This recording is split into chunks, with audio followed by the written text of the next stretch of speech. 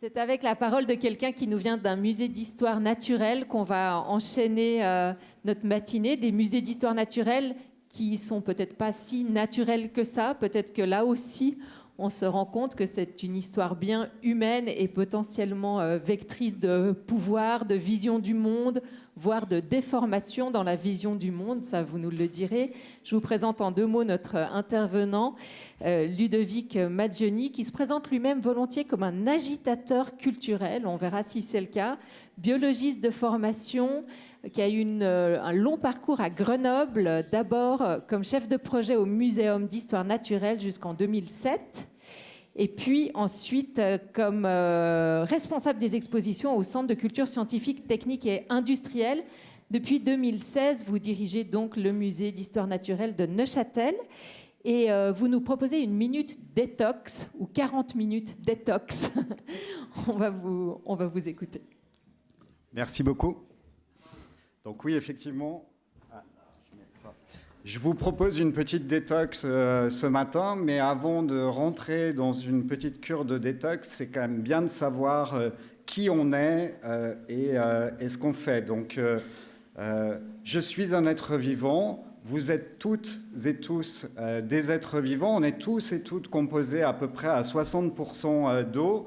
Et on héberge aussi une grande quantité d'autres organismes. On est des petits écosystèmes. On a à peu près 1,5 kg d'autres organismes qui cohabitent avec nous. Je suis un mammifère, un primate. Mon prénom est Ludovic, mon nom est Maggioni et je suis de sexe masculin.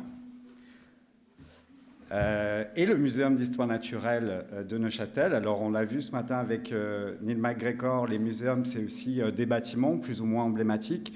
L'histoire du musée de Neuchâtel, le bâtiment n'a rien à voir avec le musée parce que le musée déménage en 1981 dans ce bâtiment, donc au final très récemment, mais ce bâtiment a une histoire très particulière à Neuchâtel parce qu'il était à l'origine une école et a été financé en partie par le legs de David de Pury, dont vous avez vu la sculpture ce matin.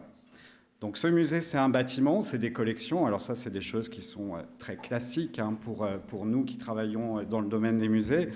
Donc avec des collections qui sont effectivement anciennes, qui nous viennent du don du mercenaire Charles-Daniel de Meuron, qui a été un peu à l'origine en fait de toutes les collections et de la grande aventure muséale neuchâteloise. Ici, vous voyez quelques spécimens qui sont vraiment à l'origine de ces collections et qu'on a toujours dans les collections du muséum. Et puis, l'aventure continue. Aujourd'hui, on a un peu plus d'1 million de spécimens avec une grande diversité de collections. Alors, les chiffres sont toujours très impressionnants dans les musées d'histoire naturelle, mais on a les insectes, les arthropodes, donc ça fait beaucoup de spécimens. Et puis, pour une ville comme Neuchâtel, quand même, une provenance très internationale et aussi très extra-européenne. On a plus de 170 pays qui sont représentés dans l'origine de nos collections. Donc, bien sûr, vous allez le voir au fil de ma présentation, cette origine pose diverses questions. Et puis, juste pour les gens qui sont un petit peu moins familiers avec l'histoire naturelle, on se pose souvent des questions sur l'intérêt de conserver ces spécimens qui ne sont pas des biens culturels produits par les humains, mais qui sont du patrimoine naturel. Donc l'importance de ce patrimoine, c'est effectivement garder ce qu'on nomme des types dans les musées d'histoire naturelle. Un type, c'est le spécimen qui a permis de décrire l'espèce. Donc c'est la référence qui va être dans tous les musées du monde et sur lesquels les scientifiques vont pouvoir revenir.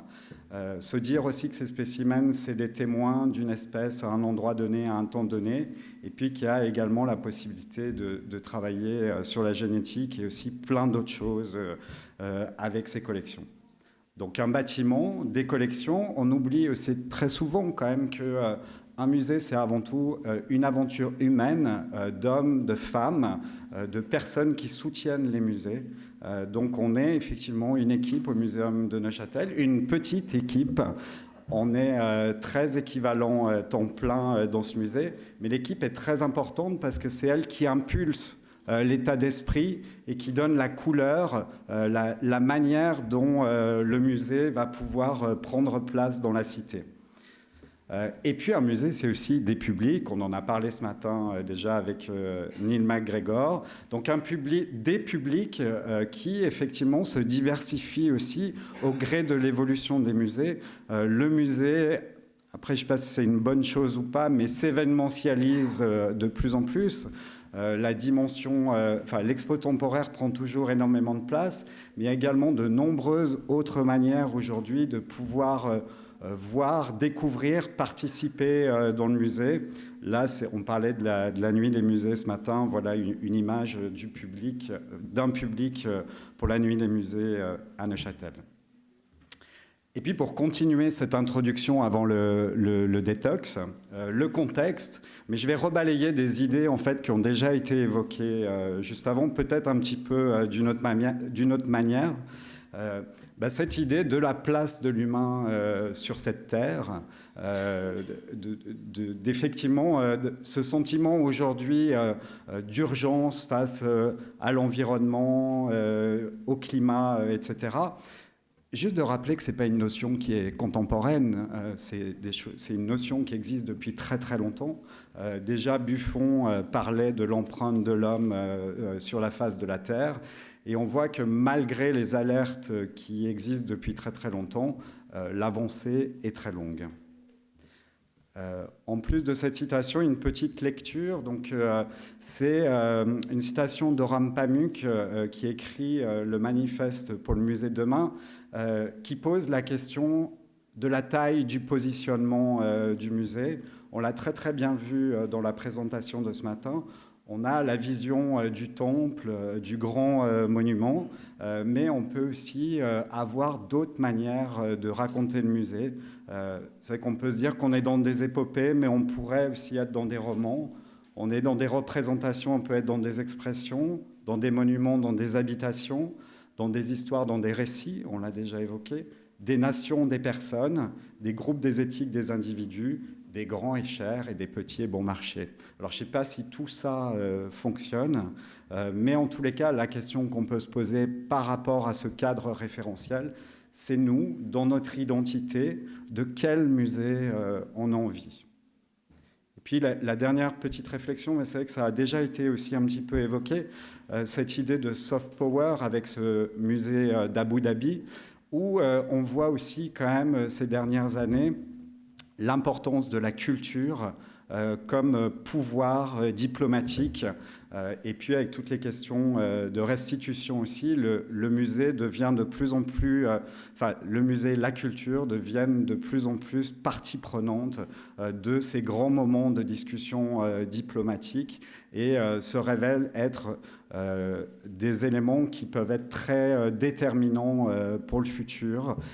En mettant bien en attention l'instrumentalisation qu'il peut y avoir derrière ces choses-là et de comment nous, en tant que directeurs, directrices, personnes travaillant dans les musées, on doit être attentifs à tout ça.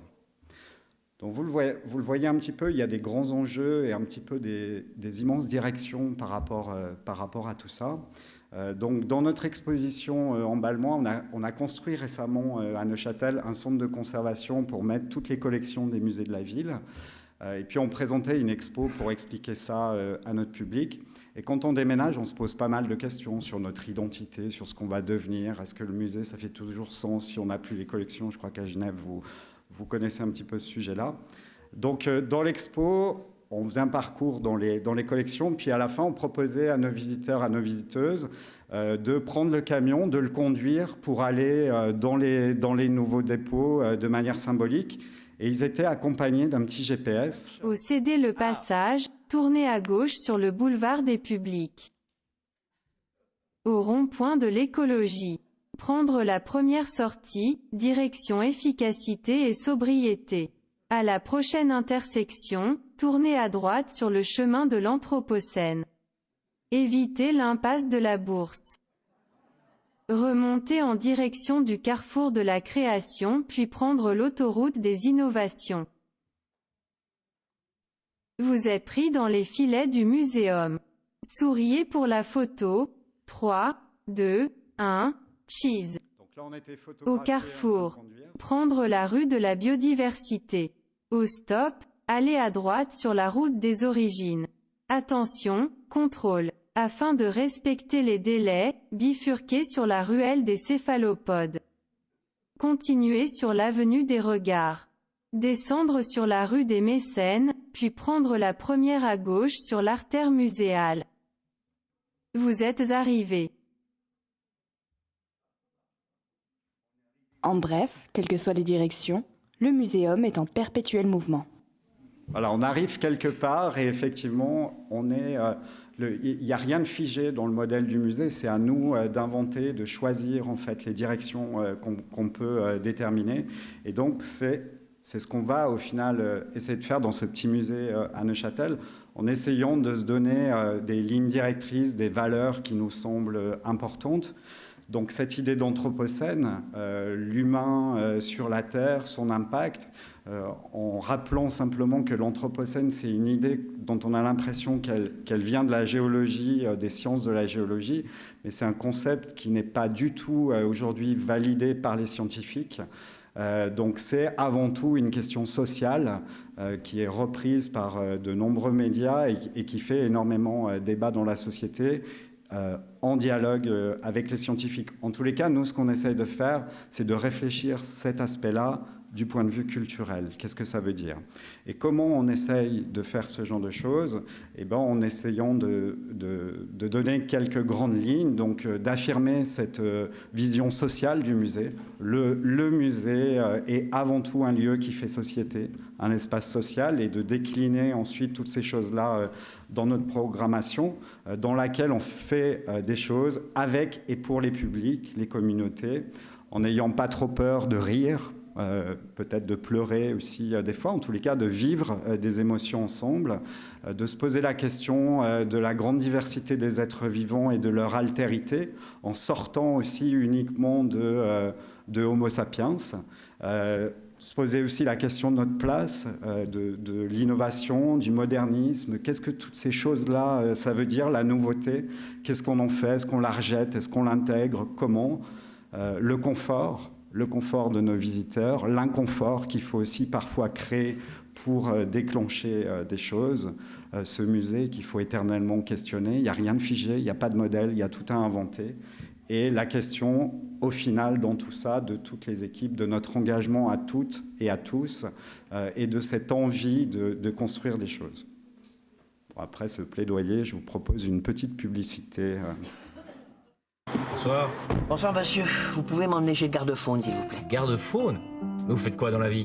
Vous savez, moi, je suis à la fois artiste, peintre, sculpteur, réparateur, chimiste, naturaliste. J'en ai croisé des belettes, des fouines, des pies bavardes, oh là là, puis des agneaux. Sans compter alors les blaireaux, ça, alors, un paquet. Enfin, il faut faire un peu avec tout, hein. M'en parlez pas. Vous aussi, vous êtes taxi? Non, taxidermiste.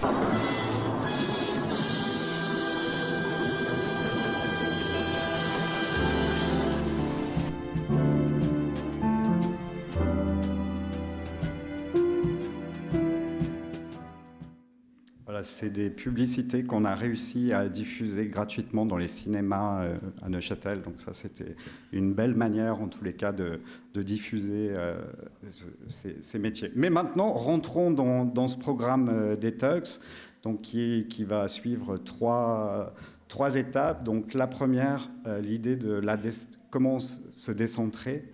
Donc avec une première idée de l'indiscipline ou l'indiscipline. On parle beaucoup de transdisciplinaire.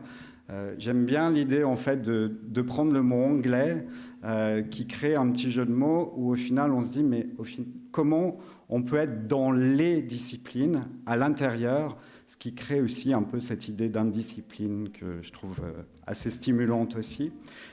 Les non-experts aussi, pour essayer de se décentrer, que peut-on faire avec eux? Les narrations, on l'a un petit peu évoqué, et puis les non-humains. Donc effectivement, par rapport à ces regards in-discipline, on a des visions très classiques dans les musées d'histoire naturelle par rapport aux collections, où où je vous le disais un petit peu au début, où c'est le témoin d'une espèce qui est collecté dans le cadre d'une mission avec un nom latin, mais on peut aussi imaginer dire d'autres choses avec ces spécimens, itinéraire d'une mission, chassé, témoin d'un contexte colonial, la collecte peut être douteuse, et le nom latin peut être aussi complètement déraciné de la culture dans laquelle est extraite l'animal. Donc ça pose en fait d'autres manières de penser ces collections naturelles qui étaient jusqu'à maintenant purement centrées sur la classification, l'étude des espèces. Donc pour essayer de développer ce genre de projet, on a été lauréat d'un projet de recherche de provenance, et puis on essaye, mais comme vous le faites depuis très longtemps dans les musées d'ethnographie, de développer une manière de raconter ces collections, ou en tous les cas de les documenter différemment, en se posant beaucoup plus la question de la licicité de ces collections. Donc ensuite, les non-experts, comment donner ou faire participer les non-experts dans le musée? Quelle est leur place au final? Donc ça, c'est un exemple d'une exposition qui s'appelait Paul Feu la glace sur le changement climatique, dans lequel on a invité 72 participants à nous donner leur intime conviction face au changement climatique. Ces convictions étaient présentées au final toutes dans une des dernières salles de l'exposition. Et la publication de l'exposition a été la parole de ces personnes qui ont été choisies. Ce n'était pas quelque chose on ne pouvait pas participer de manière autonome. On a choisi avant l'ouverture de l'expo, mais l'idée, c'était de se dire comment, à un temps T, on peut extraire un regard de la société par rapport à ces questions climatiques. Les narrations, donc les manières dont on peut raconter les histoires d'une manière un petit peu moins centrée. Donc ça, c'est un petit exemple dans l'expo qu'on a actuellement qui s'appelle « Platéosaure, ceci est un dinosaure ». Vous allez me dire, avec les dinosaures, c'est tellement vu et revu. Qu'est-ce qu'on peut encore inventer? L'idée, ça a été simplement de se dire, partons de la définition du mot dinosaure. Et un dinosaure, c'est bien sûr un être qui vivait au Trias, au Jurassique ou au Crétacé. Mais c'est aussi une personne qui peut être un peu âgée, qui peut être dépassée par la technologie ou d'autres choses. Donc on a recruté en fait des personnes âgées qui sont devenues en fait les figurantes du petit film qui est en introduction de l'exposition. Bonjour. Aujourd'hui, nous allons parler des dinosaures. Les dinosaures sont des vertébrés. Exactement. Ils ont un squelette. Les dinosaures ont des écailles. Oui, mais certains ont aussi des plumes et des poils. Les dinosaures sont herbivores. Oui, mais il y a aussi des carnivores. Les dinosaures sont quadrupèdes. Oui, mais certains sont aussi bipèdes.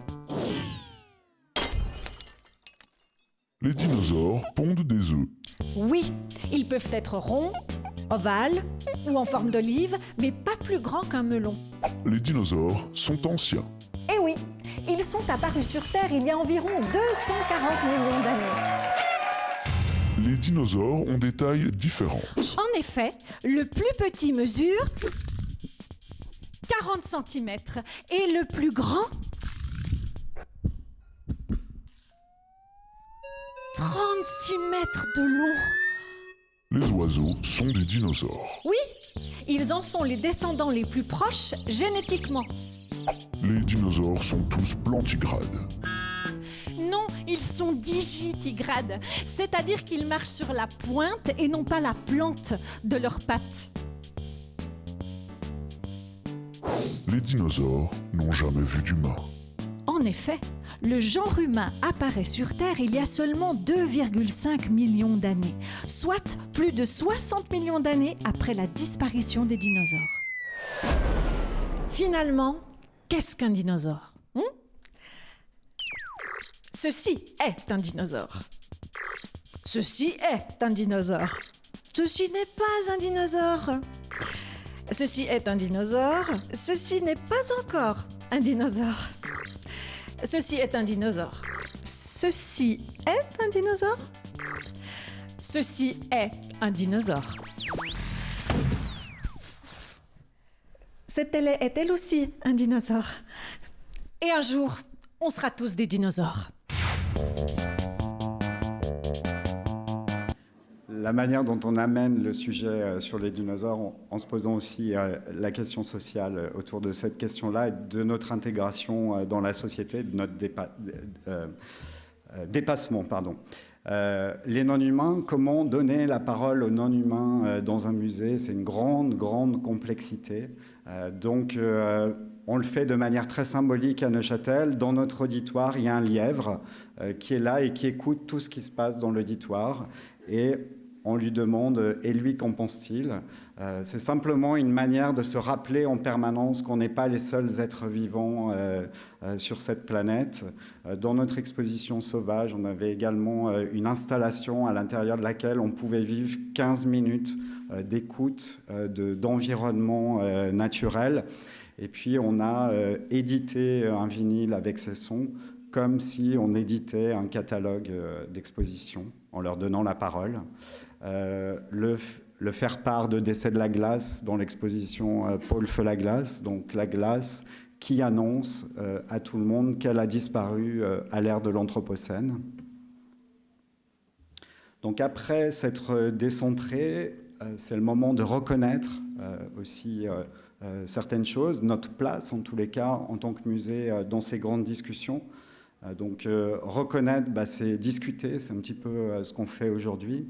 Donc on a organisé un colloque sur la décolonisation des collections d'histoire naturelle à Neuchâtel. Tout est bien sûr en ligne sur la chaîne YouTube du muséum. Et je voulais simplement reprendre les éléments qui nous ont été amenés par Sharon Hill, qui est la directrice de la Museum Association en Grande-Bretagne, parce que les musées se sont fédérés et ils ont produit un document qui présente les grands principes de la décolonisation pour ces musées. La question de la neutralité, souvent les musées sont neutres, mais clairement les musées ne sont pas neutres. Enfin, ça, je pense que c'est des choses qui sont assez claires. Le pouvoir, les privilèges, c'est ce dont on discute aujourd'hui. Les relations durables, l'expertise, l'engagement, la responsabilité, et puis aussi simplement de se dire lançons quelque chose, même si c'est pas parfait. L'essentiel, c'est de commencer et de trouver des manières de discuter, de continuer ces questions-là. Le care, le prendre soin, la créativité aussi, je pense que c'est des choses qui est très importante dans nos institutions. On est des lieux dans lesquels on peut faire preuve de créativité. Et puis l'idée de la justice.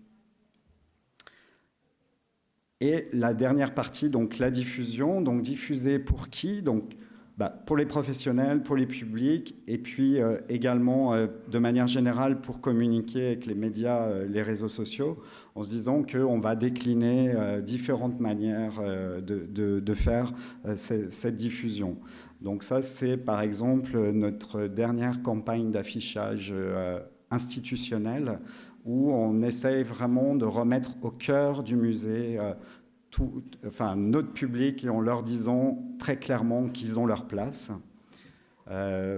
L'autre exemple que j'ai, c'est le projet d'exposition, donc qui sera bien en résonance de l'expo qui est à Omeg actuellement. Donc nous, le titre sera « Nommer les natures, héritage colonial en question ».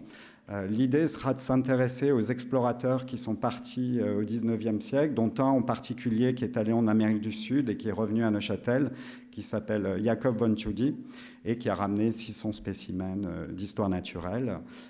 Et donc on va essayer de voir ce qu'on peut raconter à partir de cette histoire-là, et de montrer aussi comment dans les noms de ces animaux reste très clairement une vision eurocentrique. Donc l'expo sera basée sur deux grands concepts. L'étiquette, je pense qu'il parle à tous les gens qui sont dans cette salle. Qu'est-ce qu'on sait à partir d'une étiquette? Quelles nouvelles étiquettes on peut aussi inventer pour ces objets? Et puis on l'a vu tout à l'heure avec le Humboldt Forum, nous on ne va pas mettre des vitrines vides. Par contre, tous les objets qui seront présentés dans cette exposition seront masqués derrière des rideaux opaques. Il n'y aura pas une semi-transparence. L'idée, c'est les objets sont derrière ces rideaux opaques. On peut les regarder si on a envie de les voir, mais on doit décider de faire le choix de les regarder. Ce qui donne aussi un nouveau statut à ces objets, parce que de manière classique, on a l'habitude de voir des objets dans les musées. Donc en jouant cet acte-là, on espère, en tous les cas, on verra, on fera une évaluation de cette exposition, on espère trouver des manières de porter des nouveaux regards là-dessus. Donc voilà, le programme Détox est plus ou moins terminé, en tous les cas, il est initié. Ce qu'il y a d'important, c'est effectivement la durabilité dans ces actions, comment on initie quelque chose, mais comment on continue. Effectivement, la place des publics et des communautés, qu'aujourd'hui, moi, je considère un petit peu comme faisant partie intégrante de l'équipe du muséum.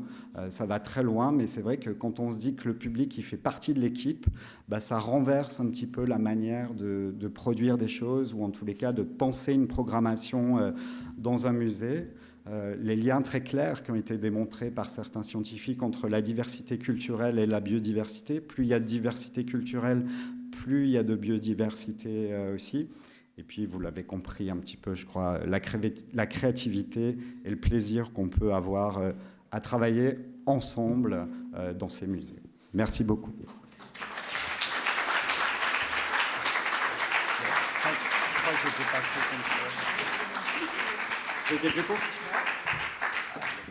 Merci beaucoup pour cette présentation, Ludovic Madioni. On a un petit moment pour les questions, ce qui est pas mal du tout. Vous êtes allé vite. Est-ce qu'il y a des mains qui se lèvent? Ou si elles ne se lèvent pas tout de suite, c'est moi qui vais poser une question d'abord. Moi, je me posais une question en vous écoutant. Vous parlez de cette notion compliquée de l'Anthropocène. Et puis, vous dites on intègre les publics dans ce musée. Mais qu'est-ce que vous faites des publics qui sont résistants à cette notion? Vous leur donnez quelle place et quelle parole? Alors effectivement, ça c'est la partie qui est la plus compliquée, c'est comment on arrive à faire venir dans le musée, à ouvrir les portes du musée à des gens qui ne sont pas forcément acquis à la cause. Donc ça, c'est toute la programmation en fait qu'on va faire dans le cadre de diverses activités dans le musée, où on va essayer d'ouvrir avec des choses qui sont complètement différentes. Donc, par exemple, le travail avec la scène de musique actuelle, où on va organiser, comme c'est fait d'ailleurs ici à Genève, des événements qui sont plutôt de l'ordre de la soirée, mais qui montrent qu'on peut venir dans cet endroit-là, qu'on peut y trouver sa place, et puis surtout qu'on peut y revenir. Ça, je pense que c'est très important. Tout en étant aussi dans notre programmation, en essayant, en tous les cas, je ne dis pas que c'est tout le temps qu'on y arrive toujours, mais de ne pas être moralisateur par rapport à ces questions environnementales, mais plutôt de donner envie, de susciter l'intérêt, la curiosité, d'avoir envie de comprendre la complexité du monde dans lequel on vit, comme on l'a un petit peu vu aussi ce matin dans différents exemples de musées qui ont été présentés. Donc en essayant d'ouvrir le plus possible les portes à tout le monde, et puis en étant aussi ouvert à la critique, et puis en étant en capacité d'essayer de discuter avec ces gens qui peuvent penser le monde d'une autre manière. Et ces critiques arrivent? Alors ces critiques arrivent, et c'est assez marrant de voir comment dans les livres d'or, il y a quelques années, on voyait jamais de critiques par rapport... en tous les cas, pas de critiques directement liées avec l'environnement. Et là, on commence à voir, typiquement, dans l'expo Paul Feu-la-Glace, il y a eu un message qui disait « Mais vous utilisez énormément d'énergie pour faire cette expo, donc quid du discours que vous avez par rapport à ça ?» Dans l'expo, là, sur les dinosaures, on présente un film qui a été... à la fin de l'expo, c'est un petit film qui a été réalisé par l'ONU, qui parle d'extinction.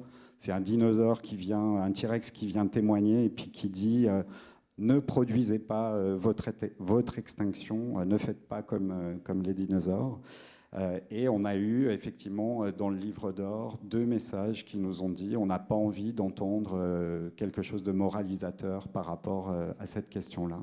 C'est toute la question de la culture, du plaisir, du divertissement et de la manière dont on va vivre ces choses-là dans les musées. Donc nous, on essaye toujours de mentir. Moi, c'est vrai que je dis même le mot mensonge.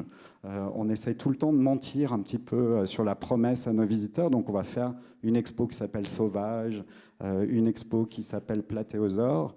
Et puis là derrière, on va essayer d'aller traiter ces sujets de société. Et on ne fera jamais une expo Extinction, une expo Climat en danger, etc. On part vraiment de l'idée que le musée, c'est ce que je disais un petit peu au début, c'est-à-dire ce musée social, société, à l'intérieur duquel on a envie de se retrouver, à l'intérieur duquel on a envie de discuter, d'essayer de discuter, de trouver sa place. Et je pense qu'on ne peut pas le faire si on est dans des messages qui sont négatifs a priori. Alors sur l'aspect colonial, on va faire un petit pas de côté quand même, hein, parce que ça va être beaucoup plus dur. Mais ça sera intéressant, en tous les cas, parce qu'on fait des études de public sur toutes les expos, donc ça sera intéressant de voir quelle est la réception du public classique d'un muséum d'histoire naturelle par rapport à cette thématique. C'est des questions qu'on se posera évidemment tout à l'heure aussi avec Miranda Massi et le Climate Museum à New York. Il y a des ponts. J'ai vu que des micros ont été donnés ici. On vous écoute, vous pouvez peut-être vous présenter. Oui, bonjour. Merci pour votre présentation. Donc, je m'appelle Anaï Gajardo. Je suis chargée d'enseignement à l'Institut d'ethnologie à l'Université de Neuchâtel. Ma question était par rapport au principe de décolonisation de votre musée. Est-ce que vous pourriez remettre la slide ? Donc, le principe des musées anglais. Oui, vous avez mis toute une série de... Voilà, les principes de décolonisation. Et donc, je vois par exemple des dimensions, des points sur lancer le travail, soyons créatifs. Ça me semble très large. Et je me demandais qu'est-ce qui vous a poussé dans votre réflexion à inclure des principes comme ceux-là et comment vous les liez au principe de décolonisation. Sachant que c'est une notion qui peut être utilisée dans d'autres contextes avec une perspective historique, je vois que là il y a des principes très larges. Je voulais savoir qu'est-ce qui vous a poussé dans votre réflexion à inclure ces dimensions-là. Alors juste pour bien comprendre ce document, hein, ça c'est pas nous à Neuchâtel, c'est Sharon Hill et les musées de Grande-Bretagne qui ont mis ces principes en fonction. Là je les représentais parce qu'effectivement, en tous les cas, nous, en tant que musée d'histoire naturelle, on n'était pas aussi avancé dans la réflexion. Donc après, c'est qu'est-ce qu'on fait de ça ? Comment on s'en nourrit ? Et qu'est-ce qu'au final on en fait ? Et peut-être, en tous les cas, ce qui nous a semblé intéressant à nous, musée d'histoire naturelle, c'est qu'on vit toujours de manière très douloureuse la grande séparation entre le patrimoine culturel et le patrimoine naturel. C'est quelque chose qui est très difficile pour les musées d'histoire naturelle parce qu'on a le sentiment que l'un est aussi important que l'autre et il y a souvent une dichotomie ou en tous les cas une prise en compte du patrimoine naturel qui est très différente du patrimoine culturel. D'ailleurs, même en termes d'organisation, c'est pas toujours les mêmes qui gèrent. Enfin, c'est pas toujours simple. Puis on se refile souvent un peu le sujet. Donc, en tous les cas, c'était aussi quelque part réaffirmer l'importance culturelle que peuvent avoir ces objets d'histoire naturelle, d'autant plus au regard de l'érosion de la biodiversité aujourd'hui, où clairement on peut avoir un renouveau et une nouvelle manière d'appréhender ces objets, et peut-être aussi dans 50, 100 ans, des regards beaucoup plus importants sur le patrimoine naturel.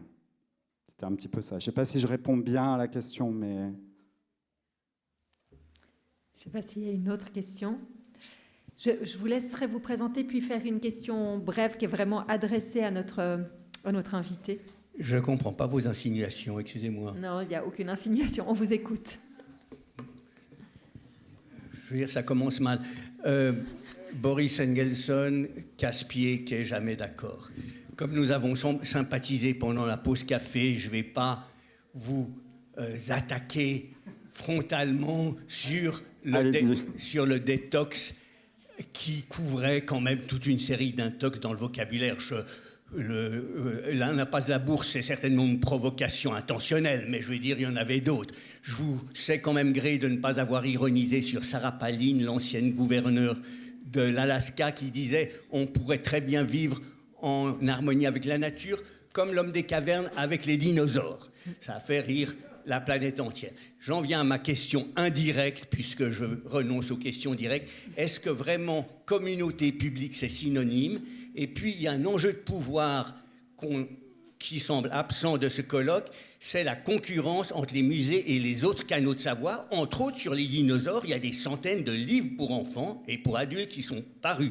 Voyez-vous, est-ce que c'est la même culture? Est-ce que vous avez au musée la curiosité d'aller rechercher toutes les diverses manières dont on a parlé des dinosaures, y compris leur couleur, qui est parfois celle du crocodile et parfois celle du serpent, etc. Voilà mes questions mal intentionnées, je l'assume, et j'en ai de bien plus mal intentionnées encore que je tâcherai de garder pour moi jusqu'à la fin du colloque, et au-delà. Merci. Merci beaucoup. Alors, sur les dinosaures, en tous les cas, sur la concurrence entre musées, voilà, on est dans un pays qui n'est pas immense, donc c'est vrai que...